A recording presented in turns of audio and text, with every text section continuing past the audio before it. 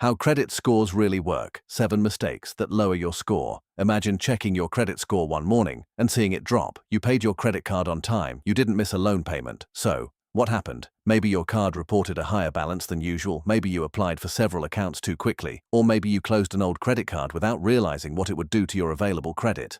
A credit score can feel mysterious, but it isn't random. It is created using information found in your credit reports, and once you understand the main pieces, protecting your score becomes much easier. In this video, we'll explain what a credit score really measures, why you may have more than one score, and 7 common mistakes that can quietly work against you. This video is for general education and focuses mainly on credit in the United States. First, what is a credit score? A credit score is a number designed to estimate how likely you are to repay borrowed money as agreed. It is not a measure of your intelligence, it is not a measure of your income, and it is not a complete measure of your financial health. A person can have a high income and a weak credit score. Another person can have a modest income and a strong score because they have managed credit consistently over time. Your score is calculated from information in your credit report. A credit report is the detailed record. It can include your credit accounts, balances, payment history, credit inquiries, and certain negative information. The credit score is the summary created from that information. Think of your credit report as the full school record, and your credit score as one grade calculated from that record. And here is something many beginners do not realize. You do not have just one universal credit score. Different scoring companies use different models. Even one company can have several versions designed for different types of lending. A credit card issuer, auto lender, and mortgage lender may not all look at the exact same score. That is why the score shown in an app may not perfectly match the score a lender sees. Do not panic over a small difference. Focus on the credit habits behind the score. For commonly used FICO scores, the information is grouped into 5 broad categories: payment history, amounts owed, length of credit history, new credit, and credit mix. The exact effect of each action depends on your full credit profile. There is no simple button that adds or removes the same number of points for everyone. Now, let's look at the 7 common mistakes.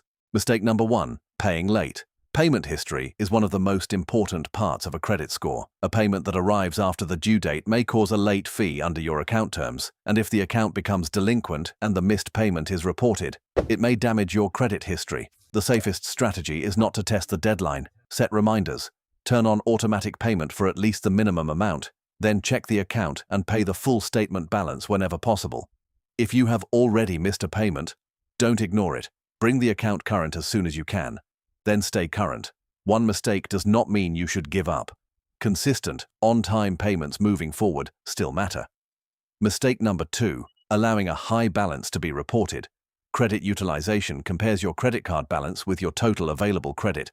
Suppose you have a credit limit of $5,000 and a reported balance of $4,000. Even if you plan to pay the full balance next week, the account may temporarily appear heavily used when the issuer reports it. That does not mean using your card is bad. It means the reported balance can matter. A commonly recommended guideline is to stay below 30% of your total limit, but lower is generally better.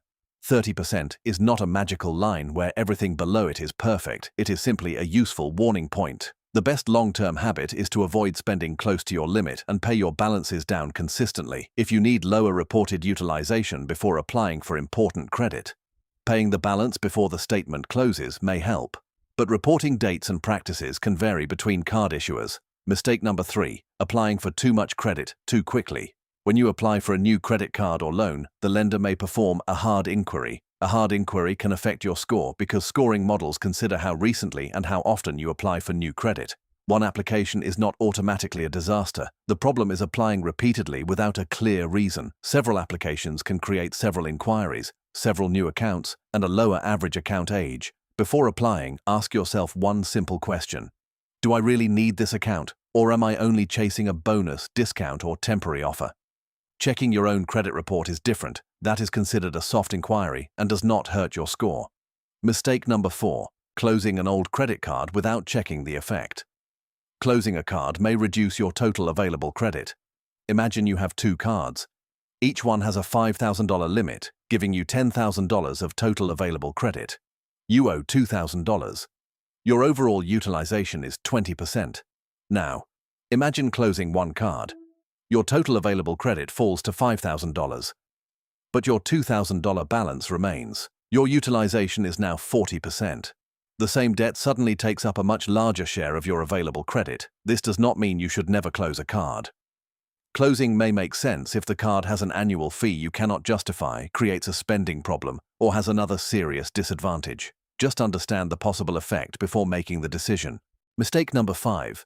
Carrying a balance because you think it builds credit. You do not need to pay interest to build a strong credit history. You can use a card for a planned purchase, allow the activity to appear on your account, and pay the statement balance in full by the due date. Carrying debt from one month to the next does not award extra credit score points. It only creates interest charges. The score is interested in how you manage credit. It does not reward you for making the lender more money. Mistake number 6. Ignoring your credit reports. Your score is based on information in your reports. If that information is wrong, your score may also be affected. Common errors can include an account that is not yours, a payment incorrectly marked late, the wrong balance, an incorrect credit limit, or the same debt appearing more than once. Checking your own report does not hurt your score. In the United States, you can request free reports from the 3 nationwide credit reporting companies through the official annual credit report service. Review the accounts, balances, payment status, and inquiries. Look for anything you do not recognize. If you find inaccurate or incomplete information, dispute it with the credit reporting company and with the company that supplied the information.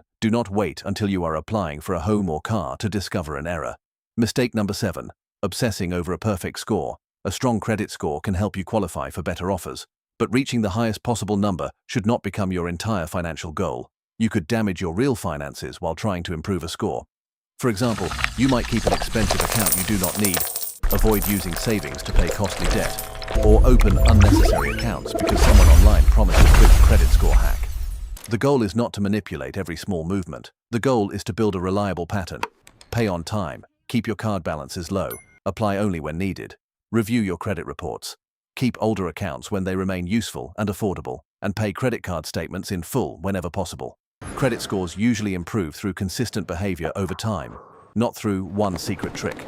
So, here is a simple beginner plan. First, list every credit account and its payment due date.